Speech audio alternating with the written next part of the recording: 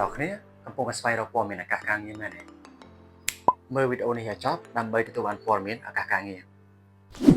អូខ្ញុំគិតថាអ្នកនរគ្នាបច្ចុប្បន្ននេះធនាគារដែលខ្ញុំកំពុងតែបម្រើការងារបច្ចុប្បន្នបានផ្ដល់ឱកាសការងារជាច្រើនរយកន្លែងដល់ពុកម៉ែបងប្អូនទាំងអស់គ្នាជាពិសេសគឺដល់បងប្អូនដែលគាត់ទើបតែប្រឡងសញ្ញាបត្រទូរយន្តបាត់ឌុបថ្មីនេះឯងដែលគាត់មានគោលបំណងចង់ទទួលបានឱកាសការងារហាត់ការក៏ដូចជាប្រាក់ឧបត្ថម្ភដើម្បីជួយសម្រួលទៅដល់ការសិក្សារបស់គាត់និងគ្រួសាររបស់គាត់ផងដែរតោះឥឡូវខ្ញុំនឹងនាំអ្នកនរគ្នាទៅទស្សនាមហាព្រឹត្តិការណ៍ពិព័រណ៍ការងារនិងផលិតភាពជាតិឆ្នាំ2025ទាំងអស់គ្នាសួស្តីអ្នកនរគ្នានេះគឺជាថ្ងៃទី1ដែលខ្ញុំបានចូលរួមជាមួយនឹងការពិព័រណ៍ការងារនិងផលិតភាពជាតិឆ្នាំ2025ជាមួយនឹងស្ថាប័នរបស់ខ្ញុំអ្នកនរគ្នាហើយនៅពេលដែលខ្ញុំមកដល់ខ្ញុំបានរៀបចំជាមួយនឹង YY1 ដើម្បីយើងធៀមទទួលបងប្អូនសិស្សានិស្សិតដែលគាត់នឹងអញ្ជើញមកសាកសួរជាមួយនឹងឱកាសព័ត៌មានការងារផ្សេងៗហើយនឹងមានជាកាដូអនុស្សាវរីយ៍ផ្សេងៗជូនទៅកាន់ពួកគាត់ផងដែរសូមបញ្ជាក់ទៅអ្នកនរគ្នាដែរថាព្រឹត្តិការណ៍រយៈពេល2ថ្ងៃនេះសហការរៀបចំដោយទីភ្នាក់ងារជាតិមុខរបរនិងការងារដែលយើងហៅថា NEA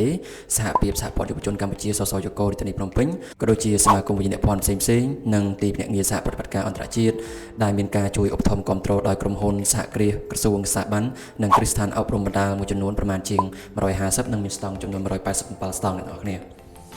ហើយការពិព័រណ៍ការងារនិងផលិតភាពជាតិឆ្នាំ2025នេះឯងគឺលើកឡើងនៅក្រៅប្រធានបទវិថីឆ្ពោះទៅរកផលិតភាពផ្សារភ្ជាប់ជំនាញបច្ចេកវិទ្យានិងឱកាសការងារត្រូវបានសាទរពីគ្រប់ភាគីក្នុងព្រឹត្តិការណ៍ពិព័រណ៍ការងារនិងផលិតភាពជាតិឆ្នាំ2025ហើយវេទិកានេះបានផ្ដល់ឱកាសឲ្យអ្នកស្វែងរកការងារអាចជួបដោយផ្ទាល់និងសម្ភាសន៍ភ្លាមៗជាមួយនឹងនយោជកដែលកំពុងមានតម្រូវការជ្រើសរើសកម្លាំងពលកម្មជាក់ស្ដែងចំនួនជាង 30,000 កន្លែង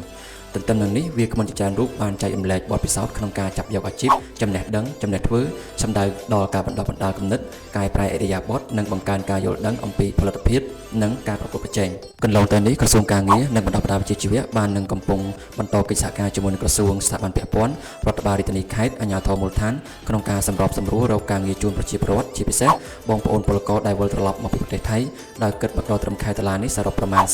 46,000 កន្លែងនិងមានអ្នកទទួលបានឱកាសការងារសរុបប្រមាណ27,000 នាក់អ្នកនរគ្នា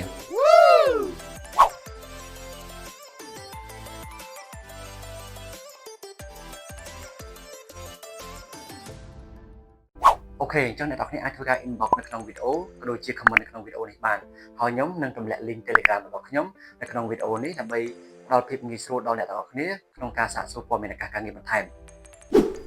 អូខេអញ្ចឹងកុំភ្លេចជួយ like share វីដេអូនេះមួយផងដើម្បីទៅដល់បងប្អូនដែលគាត់កំពុងតែស្វែងរកឱកាសការងារទាំងអស់គ្នាអរគុណ